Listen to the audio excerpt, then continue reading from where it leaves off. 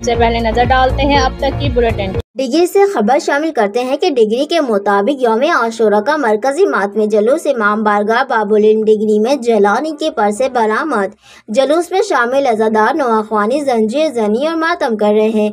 जुलूस में इल्म गाजी अब्बास शैबा ताबो जुलजना शामिल है। मरकजी मातमी जुलूस सरपरस्त आला सैयद नवीद शाह बुखारी की क़ियादत में निकाला जा रहा है। मातमी जुलूस के मौके पर सिक्योरिटी के इंतहाई फुल प्रूफ इंतजाम किए गए हैं। जुलूस के हमरा पुलिस और रेंजर्स के जवान मौजूद हैं। जुलूस के खारजी और दाखिली रास्तों पर सील करके सिक्योरिटी एहलकार तैनात है।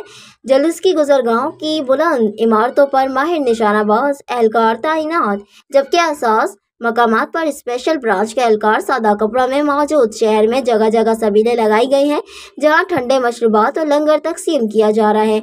जुलूस मुकर्रर रास्तों से होता हुआ मोहम्मदी चौक पर पहुंचेगा जहां मजलिस मुनक्किद होगी। मजलिस से अल्लामा बिलाल हसन अस्करी खिताब करेंगे। इसके वक्त जुलूस अपने मुकर्रर रास्तों पर रवा दवा है। मरकजी मातमी जुलूस रात 9 बजे इमाम बारगाह बाबुल इल्म पहुंचकर इख्तिताम पजीर होगा, जहां शाम गरीबा बर्पा की जाएगी।